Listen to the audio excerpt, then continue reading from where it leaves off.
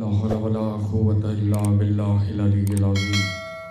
أعوذ بالله من الشيطان اللعين الرجيم. بسم الله الرحمن الرحيم.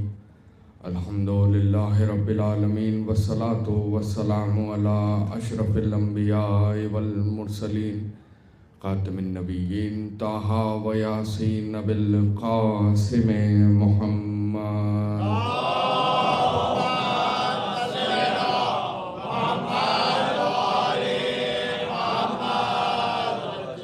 وعلى وارث علم النبيين حاكم يوم الدين قائد الغر المحجلين قاتل الكفار والمشركين الإمام نجم الثاقب إمام المشارق والمغارب مظهر العجائب ومظهر الغرائب الذي حبه فرض على الحاضر والغائب اسد اللہ الغالب غالب على كل غالب مولانا و مولا الکونین امیر المؤمنین علی ابن ابی طالب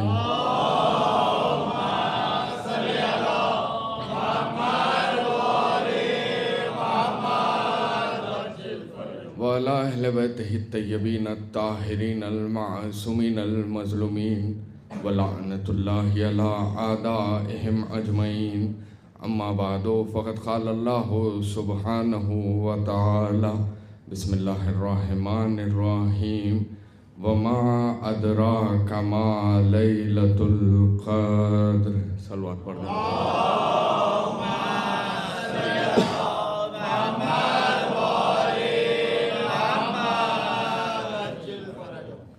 عزیزان محترم، برائے تمہید مختصر سی گفتگو اس آیہ مبارکہ کے ذیل میں آپ حضرات کے سماعتوں کے حوالے. حالانکہ یہ ایام یوں تو نسبت رکھتے ہیں آپ کے اور میرے امیر مولائے کائنات امیر المومنین علی ابن ابی طالب علیہ السلام،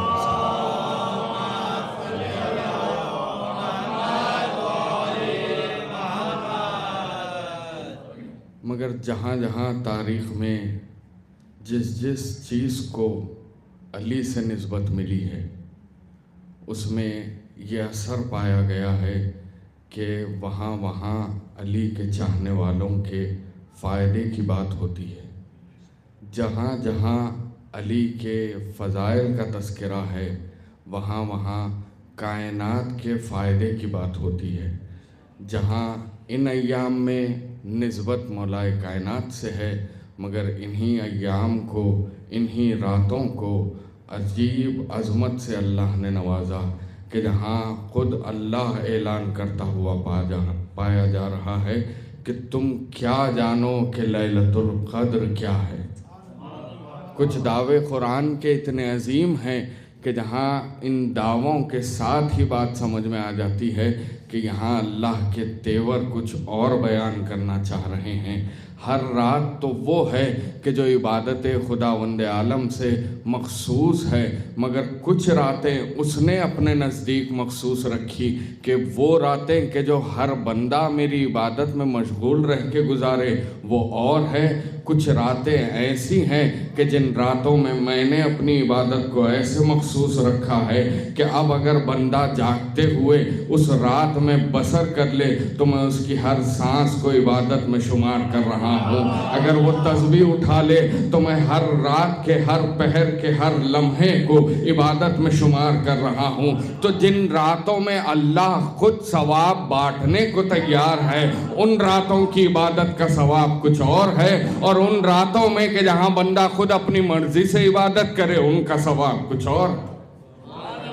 تو پتہ چلا کہ کچھ راتیں ایسی ہیں کہ جن راتوں میں اللہ نے عبادت کو ایسے کہ جیسے اس کی رحمت کا دریا جوش میں ہے ایسی راتوں میں عبادت کا ثواب کچھ اور رکھا. اور انہی راتوں میں سے ایک رات لیلۃ القدر کی رات. اب یہاں نسبت اس لیلۃ القدر سے 3 شبوں کو ملی ہوئی ہے. اب چونکہ ایام آ رہے ہیں، آنے والے ایام میں آپ شہادت کی مجلسیں بھی کریں گے اور اسی کے ساتھ ان راتوں کے مخصوص ایام میں کچھ عبادات ہے کہ جن کا بڑا فائدہ ہے. دیکھیں یقیناً عبادت کے لیے وہی دل مائل ہوتا ہے کہ جس دل میں ولایت امیر المومنین. سجدہ زیب دیتا ہی اسی کو ہے کہ جس کے دل میں علی کی محبت ہو. نماز کے لیے وہی آمادہ ہوتا ہے کہ جس کے دل میں جذبہ حسینی ہو. تو یہ جو عبادتیں ہیں یہ کسی اور کے لیے بیان نہیں کی جا رہی ہے، یہ انہی کے لیے ہے کہ جو علی کے نام پر زندگی گزارتے ہیں. ورنہ جس کے دل میں علی کی محبت نہیں ہے اس کا مصلی پر کیا کام؟ وہ تو سزا کے طور پر مصلی پر آ رہا ہے. حقیقی عبادت تو وہی ہے کہ جو علی کا چاہنے والا اپنے دل میں علی کی محبت لے کر اب اس کے بعد اس کی زندگی کا ایک سجدہ بھی اللہ کو منظور ہے. اس کا زندگی کا ایک سجدہ اور پھر 6 لاکھ برس کی عبادتیں ایک طرف اور علی کے چاہنے والے کا ایک سجدہ ایک طرف. تو تقابل ہے ہی نہیں. اور عبادتوں کا اللہ کے نزدیک بس وہی حقدار ہے کہ جس کے دل میں محمد و آل محمد کی محبت ہے. تو پتہ چلا یہ تو حق ہمارا اور آپ کا ہے. اب ان راتوں میں اللہ نے کیا کیا خصوصیات رکھی ہیں اس کا اندازہ نہیں کیا جا سکتا. جب وہ کہہ رہا ہے آپ کے اور میرے پیغمبر اسلام احمد مجتبیٰ محمد مصطفیٰ صلی اللہ علیہ وسلم،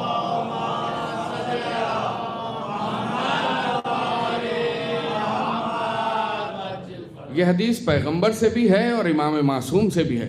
فرماتے ہیں کہ اس رات میں عبادت کرنا 1000 راتوں میں عبادت کرنے سے زیادہ افضل ہے. تو سوچئے یہ کیا نعمت ہے کہ جن ایام میں ہم اہل بیت کے غم کے نزدیک ہوتے ہیں اللہ بھی چاہتا ہے کہ ان بہتے ہوئے آنسوؤں کے وسیلے سے اپنے بندے کے گناہوں کو معاف کیا جائے، اس کے رزق میں برکت دی جائے. عام دن عام تاریخیں ہوتی تو یقیناً ہم عبادت کرتے، مگر غم اہل بیت کے وسیلے سے جو عبادت ہوتی ہے وہ عبادت اللہ کی بارگاہ میں ایک عجیب منزلت رکھتی ہے. تو اسی لیے ان ایام میں مولائے کائنات کی شہادت کا ماتم بھی ہے اور اسی کے ساتھ ساتھ یہ تحفہ ہے امیر المومنین کی جانب سے کہ انہی ایام میں اللہ چاہتا ہے کہ میرا بندہ اس عالم میں کہ جس کیفیت کو وہ سمجھ رہا ہے کہ علی کا چاہنے والا وہ نام کہ جو مومن کے لیے سال بھر میں جب کبھی لیا جاتا ہے مومن کے چہرے پر مسرت آ جاتی ہے، ایک مسکراہٹ آ جاتی ہے، مگر نہ جانے جب کبھی یہ نام ان دنوں لیا جاتا ہے تو کوئی مومن کی آنکھ ایسی نہیں ہوگی کہ جو نم نہ ہوگی، کیونکہ اس کے تصور میں علی کا وہ شگافتہ ہوا سر آ جاتا ہے. تو انہی ایام کا یہ تحفہ بھی ہے کہ ان عبادتوں کو فراموش نہ کیا جائے. آپ یقیناً مجلسوں میں ماتموں میں مصروف رہیں گے، اس کے بعد جب کبھی موقع ملے 2 رکعت نماز. اور مستحبات تو بہت ہے، یوں تو عبادتیں تو آپ مسلسل قرآن کی تلاوت کریں گے، قرآن کے اعمال ہے، مگر اس کی کوشش کریں کہ ان اعمال کو فراموش نہ کریں. یہ وہ ایام ہے کہ جس میں اللہ خود آمادہ ہے کہ اپنے بندے کے گناہوں کو معاف کیا جائے. بس جو پیغام مجھے دینا تھا میں دے چکا. ایک صلوات پڑھ دے محمد و آل محمد کے بارے.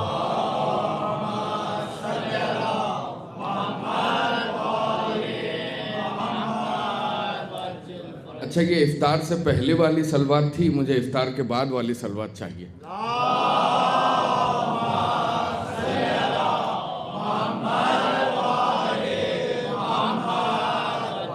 اور پھر کچھ تاریخوں میں ضرور ان واقعات کا تذکرہ ضروری ہے کہ جن واقعات کی عالم اسلام میں بڑی اہمیت ہے. کل کا گزرا ہوا دن عالم اسلام میں دوہری خوشی کا دن تھا. ایک خوشی کا تذکرہ ہم یہاں کر سکتے ہیں، دوسری خوشی آپ جانتے ہیں یقیناً ہر تذکرہ ممبر سے ہونے کے قابل کا نہیں ہے، مگر خوشی کا روز تھا. جنہوں نے منایا ہے، جو جانتے ہیں، جن کی معرفت ہے، وہ یقیناً اس بات کو سمجھیں گے اور محظوظ بھی ہوں گے. مگر کل کا دن عالم اسلام کی سب سے پہلی جنگ کی تاریخ تھی، اور اس تاریخ سے میرے بڑے اور بزرگ مجھ سے بہتر جانتے ہیں، ان کے علم میں اضافے کے لیے بات نہیں ہو رہی ہے، مگر کمسن بھائیوں کے لیے بیان کر دوں کہ کچھ تاریخیں اور کچھ واقعات اتنے عظیم ہیں کہ اگر ان واقعات کو تاریخ اسلام سے ہٹا دیا جائے تو وجود اسلام باقی نہیں رہے گا۔ اور عالم اسلام کی، اب آپ سوچیں کہ اسلام کی سب سے پہلی جنگ ہو رہی ہے اور اس میں مقصد ہدایت اور مقصد منصب نبوت اور مقصد امامت کا کیا رول ہوگا۔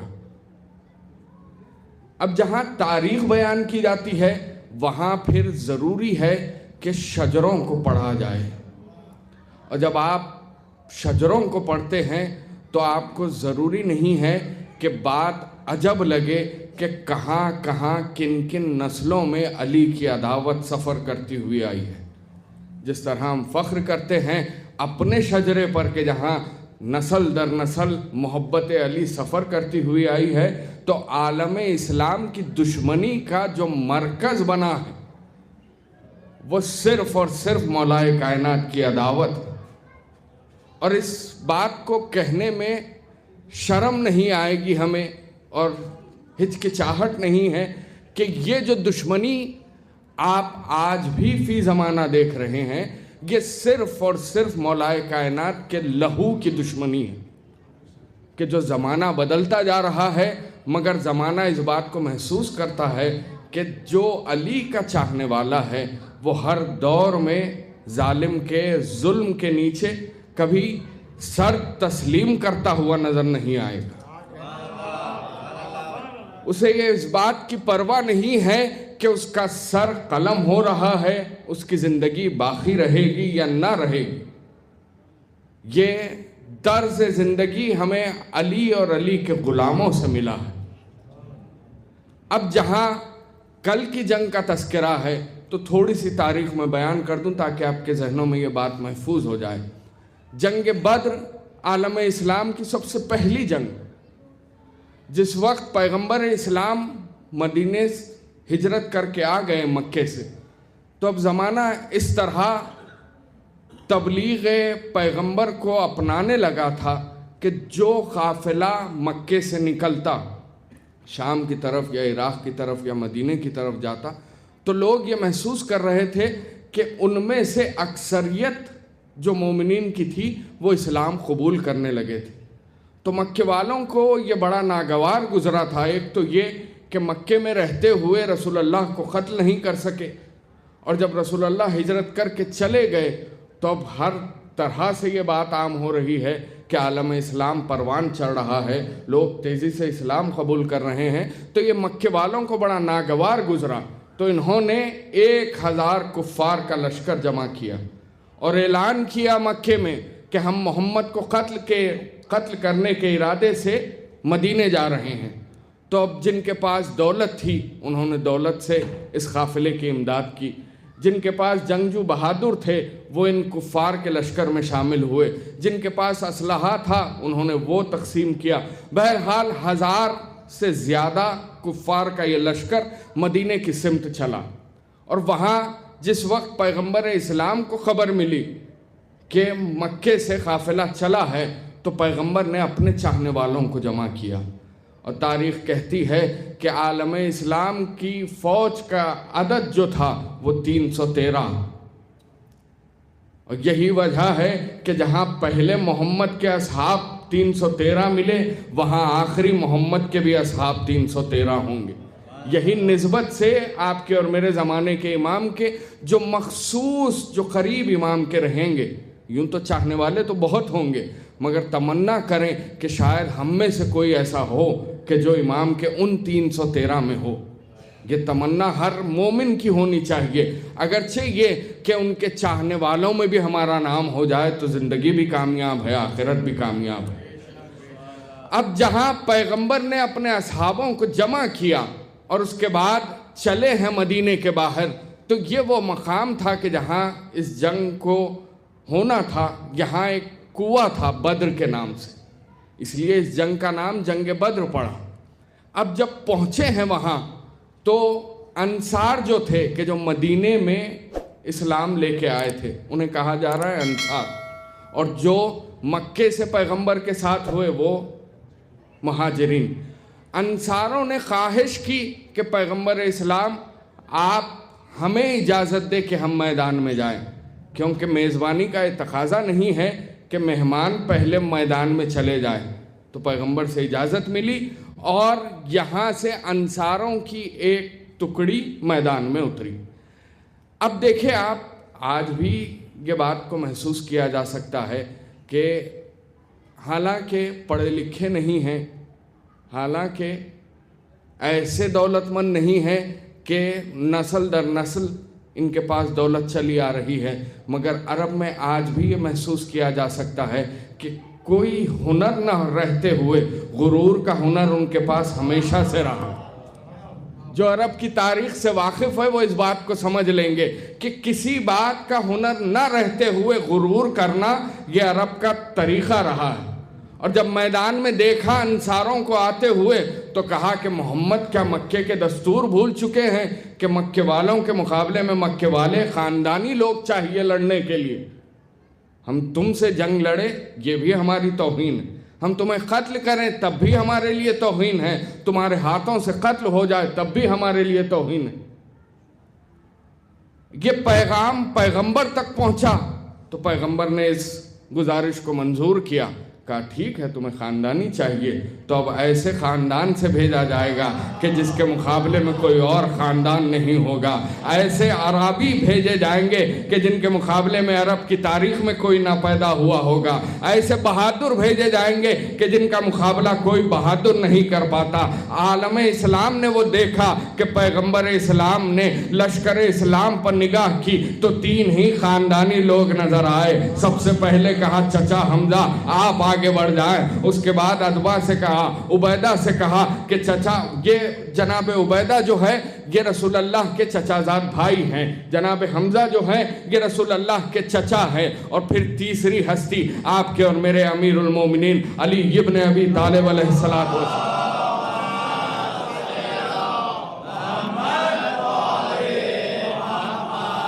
اچھا، جنگ سنانے کا مقصد یہ ہے کہ میں ایک لمحے میں بڑی تیزی سے جنگ کا نتیجہ آپ کے حوالے کر کے ربط مصائب دینے لگا ہوں توجہ کے ساتھ۔ یہاں سے جب تین چلے ہیں، اب یہاں میں نے رشتہ اسی لیے بتایا تاکہ بات پہلی جنگ سے کھل جائے، اور جب کبھی آپ کربلا یا فی زمانہ دیکھیں گے تاریخ تو آپ کی بات آپ کے ذہنوں میں روشن ہو جائے گی کہ اچھا یہ بات کہاں سے چلتی ہوئی نظر آ رہی ہے۔ جب کبھی تعارف کروایا جاتا ہے تو اس کے ذریعے سے تعارف کروایا جاتا ہے کہ جو اس گھرانے میں زیادہ مشہور ہو، ٹھیک ہے۔ اب میں نام لینے لگا ہوں کفار کے لشکروں میں سے جو آئے تھے ان کے مقابلے میں، تو آپ نام سے تو واقف نہیں ہوں گے، مگر رشتے سے جب سمجھایا جائے گا تو آپ کو یقیناً اس بات کا اندازہ ہو جائے گا کہ یہ کس کے اجداد ہیں۔ وہاں سے جو تین آئے تھے ان کے نام کیا ہے؟ سب سے بڑا وہاں پر ادبا، دوسرا ملون شیبہ، تیسرا ملون ولید۔ دیکھا، میں نے کہا تھا میں نام لوں گا آپ نہیں پہچانیں گے، مگر جب رشتہ بتاؤں گا تو آپ پہچان لیں گے۔ ان میں سے ایک یزید کی دادی کا باپ ہے، دوسرا یزید کی دادی کا بھائی ہے، تیسرا یزید کی دادی کا بیٹا ہے۔ یہ تین وہ ہے کہ جو عالم اسلام کے مقابلے میں، محمد رسول اللہ کے مقابلے میں، نبوت کے مقابلے میں، وحدت کے مقابلے میں، امامت کے مقابلے میں سب سے پہلی جنگ میں جو کفار آئے ہیں عالم اسلام کے مقابلے میں، وہ یزید کے دادا کا بھائی ہے، وہ یزید کی دادی کا بھائی ہے، وہ یزید کی دادی کا بیٹا ہے۔ یہ مقابلہ چلتا ہوا، یہ 2 ہجری کی بات ہے، سن 61 ہجری کربلا کے میدان میں حسین موجود ہے اور مقابلے میں یزید کا لشکر ہے۔ اب عالم اسلام فیصلہ کرے کہ جہاں حسین کے مقابلے میں یزید آ رہا ہے، یہ تو کوئی نئی بات نہیں ہوئی۔ محمد کے مقابلے میں ابو سفیان کا خاندان آیا تھا، علی کے مقابلے میں اسی خاندان کی شاخ چلتی آئی ہے، حسن کے مقابلے میں اسی خاندان کی شاخ چلتی آئی ہے۔ کربلا وہ واحد میدان ہے کہ جہاں آتے آتے حسین ابن علی نے ہر چہرے سے نقاب اتار کے بتا دیا ہے کہ اس کا باپ بھی لعنتی تھا، اس کا دادا بھی لعنتی تھا، اس کی دادی بھی لعنتی تھی۔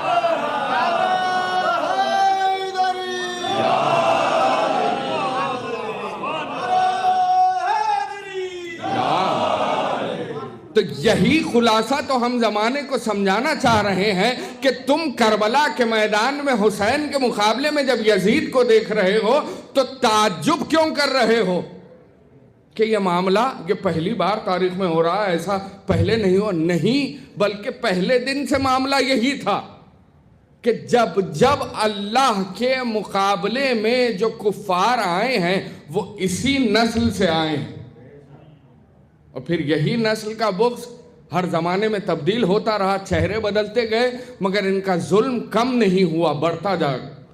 تاریخ آپ دیکھیں گے تو آپ کو سمجھ میں آئے گا۔ مگر بنیادی طور پر جن ہستیوں کا نام تاریخ میں محفوظ ہے، اب ہسٹری از ہسٹری، آپ نام نکال نہیں سکتے، آپ کتنا بھی اس دور کے ظالم کو فیبریکیٹ کرنے کی کوشش کریں، اسے اس طریقے سے پیش کریں زمانے کے سامنے کہ یہ وہ ہے کہ جو عالم اسلام کی آدھی سے زیادہ حکومت پر اس کی حکومت، اس سے کچھ تبدیل نہیں ہوگا۔ حق کے سامنے کبھی باطل اس طریقے سے پیش نہیں کیا جائے گا کہ جو زمانے کی نگاہوں میں عزت پا جائے۔ حق اگر تخت پر نہیں ہے تب بھی حق ہے۔ اب یہ تخت کی خوش نصیبی ہے کہ اس پر حقدار بیٹھے یا نہ بیٹھے، یہ ممبر کی خوش نصیبی ہے کہ اس پر رسول اللہ کا جانشین آئے تو وہ ممبر کہلائے، ورنہ وہ لکڑیوں کا ڈھانچہ کہلائے۔ اور اسی طرح تاریخ نے یہ دیکھا کہ اب یہاں سے جو دشمنی ہے، اسی لیے جب کبھی مصائب بیان کیے جاتے ہیں تو اکثر یہ ہوتا ہے کہ ہم گریے کی کیفیت میں ہوتے ہیں تو باتوں کو محسوس نہیں کیا جاتا۔ اگر آپ نے غور کیا ہے، میں بس رب دینے جا رہا ہوں، اگر آپ نے غور کیا ہے کہ جب کبھی دربار شام کے مصائب پڑے جاتے ہیں تو ایک جملہ یزید کا فرقیہ طور پر اس نے اپنے اس کیفیت کو غرور میں آتے ہوئے اس نے ایک جملہ کہا تھا۔ جب آل رسول قید کر کے اسیر کر کے لا کے سامنے ٹھہرائے گئے تو اس نے کہا کہ کاش میرے بدر و احد والے آج بزرگان زندہ ہوتے تو دیکھتے کہ میں نے کیسے آل رسول سے بدلہ لیا۔ تو سوچئے جو دشمنی چلی آ رہی تھی کربلا تک وہ بدر و احد کی دشمنی تھی، اور مولائے کائنات نے اس جنگ میں جن کو واصل جہنم کیا، دیکھیں علی کے ذوالفقار جب نسل دیکھ کے چلتی ہے تو علی کے اپنے دشمنوں کو چننے کی حکمت کو زمانہ کیا سمجھے گا؟ علی نے بس یوں ہی ایسوں کو قتل نہیں کیا کہ جو یتیم اسیر تھے، بلکہ چن چن کے مکے کے ان قبائل میں علی نے ان کفاروں کو قتل کیا ہے کہ جس کی دشمنی امام حسین کے زمانے تک نظر آئی، کہ مکے کا کوئی گھر ایسا نہیں تھا کہ جہاں پر علی نے نہ کسی کا باپ چھوڑا ہو، نہ کسی کا بھائی چھوڑا ہو، نہ کسی کا بیٹا چھوڑا ہو۔ یہی دشمنی تھی کہ جو مولائے کائنات سے اس درجہ عداوت علی کے بیٹوں میں بھی دیکھی گئی کہ کیسے یہ کفار نسلاً بعد نسلاً علی کے بیٹوں سے بھی دشمنی کا حوصلہ رکھتے تھے۔ اور یہی وہ ایام ہے کہ جہاں مولائے کائنات نے اپنی زندگی کی آخری جنگ کو ملتوی کیا گیا۔ رمضان سے پہلے جنگ صفین ابھی چل ہی رہی تھی، یہ ایک واحد جنگ ہے کہ جس نے 2 معصوم کا زمانہ دیکھا۔ رمضان آتا تو جنگ روک دی جاتی، اور پھر مولائے کائنات کوفے آ گئے، اپنے گھر واپس آ گئے، اور پھر یہ علی کی زندگی کا آخری رمضان ہے۔ آپ مسلسل ذکر سنیں گے، مجھے تفصیل سے ذکر کرنا ہے آگے کی مجالسوں میں، مگر یہ کہ اتنا یاد رہے کہ 40 دن سے ایک تلوار ہے کہ جو زہر میں بجھی ہوئی ہے، اور ارادہ یہی ہے کہ اس تلوار سے علی کا فرق مبارک دو نیم کیا جائے۔ دشمن بھی اس بات سے واقف تھا کہ علی کا مقابلہ نہ میدان میں کیا جا سکتا ہے، نہ گھر میں کیا جا سکتا ہے، نہ سفر میں کیا جا سکتا ہے۔ جس کا دشمن اس بات سے واقف ہو کہ علی کو قتل ایک ہی جگہ کیا جا سکتا ہے کہ جب مصروف عبادت ہو، سجدے کی کیفیت میں ہو، تبھی علی کے پاس علی پر حملہ کیا جا سکتا ہے۔ میں تفسیر انشاءاللہ سحر کی مجلس یہیں اسی مقام پر منعقد کی گئی ہے، آپ سے فردن شرکت کا معروضہ ہے، تفصیل بیان کروں گا، مگر یہ ایسا رمضان تھا کہ جہاں علی کے چاہنے والے خود روایت کرتے ہیں کہ علی کے خطبوں میں عجیب کیفیت پائی جا رہی تھی۔ خطبہ دیتے دیتے علی بے ساختہ رونے لگتے ہیں، اپنے چاہنے والوں پر نظر پڑتی ہے تو ایک بار تڑپ کے پوچھتے ہیں بتاؤ کہ اب عید میں کتنے دن باقی رہ گئے ہیں؟ چاہنے والے کہتے یا علی 12 یا 13 دن باقی رہ گئے ہیں۔ تو علی نے کہا عید تو وہ کرے گا کہ جو 21 کے بعد زندہ ہو۔ اور کچھ چاہنے والے یہ پوچھتے ہیں سوال کہ یا علی اس رمضان میں آپ نے اپنی داڑھی کو خضاب نہیں کیا، تو علی نے عجیب طریقے سے اپنی خبر شہادت ان تک پہنچائی ہے کہ کچھ دن رک جاؤ کہ علی کی ریش مبارک علی کے لہو سے خضاب ہوگی۔ عزیزو آج کی تاریخ آ گئی، روایت کہتی ہے کہ آخری افطار عالم صحت میں علی نے اپنی چھوٹی صاحبزادی کے گھر مہمان تھے، شہزادی نے دسترخوان بچھایا اور فرط محبت سے اپنے بابا کے سامنے ایک شیر کا جام رکھا، نمک رکھا، روٹی رکھی۔ علی نے ایک بار فرط محبت سے بیٹی کی طرف دیکھا اور سوال کیا بیٹی کیا تم نے اپنے بابا کو دیکھا ہے کہ ایک ہی وقت میں علی نے 2 ذائقوں کا استعمال کیا ہو، ان میں سے ایک اٹھا لیا جائے۔ فرط محبت سے بیٹی نے چاہا کہ نمک کو اٹھا لیا جائے تاکہ بابا دودھ اور روٹی تناول کر لیں، مگر علی نے کہا بیٹی اس دودھ کے جام کو اٹھا لو، نہیں معلوم کہ کوفے کے کوئی یتیم کے پاس یہ دودھ کا جام پینے کے لیے۔ اور اس کے بعد شہزادی خود روایت کرتی ہیں کہ میں نے بابا کو اس طرح بے چین اور اضطراب کے عالم میں کبھی نہیں پایا کہ کبھی مصلے پہ آتے ہیں مصروف عبادت تھے تو کبھی صحن خانہ میں ٹہلتے جاتے ہیں، آسمان کی طرف دیکھ کے کہتے ہیں صدقت یا رسول اللہ، نہ جانے کس بات کی صداقت کی گواہی دی جا رہی تھی۔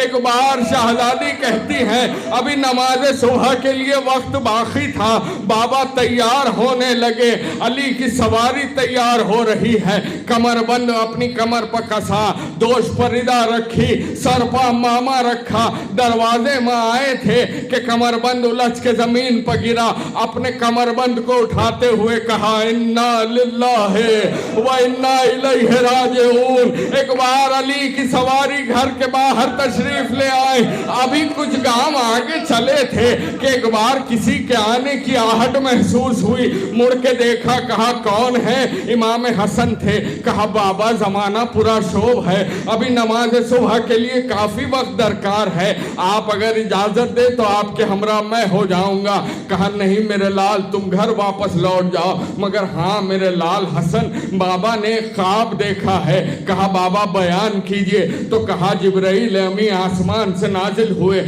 کوہ ابو قبیس سے 2 سنگریزے اٹھائے، کعبے کی چھت پر آ کر انہیں آپس میں ٹکرایا اور ان کے ریزے ریزے کوفے کے اور مدینے کے گھر کے چھت پر گرے ہیں۔ تو ہاتھوں کو جوڑ کے پوچھا بابا اس کی تعبیر کیا ہے؟ کہا کچھ دیر نہ گزرے گی کہ اس کی تعبیر ہر گھر سے سمجھ میں آ جائے گی۔ علی کی سواری مسجد میں گئی، عزیز و نمازی پر وہ ظلم ڈھایا گیا کہ پہلی رکعت کا پہلا سجدہ علی نے عالم صحت میں ادا کیا، دوسرا سجدہ ادا نہ کر سکے۔ جبرائیل کی آواز فضا میں بلند ہوئی، الا والا خط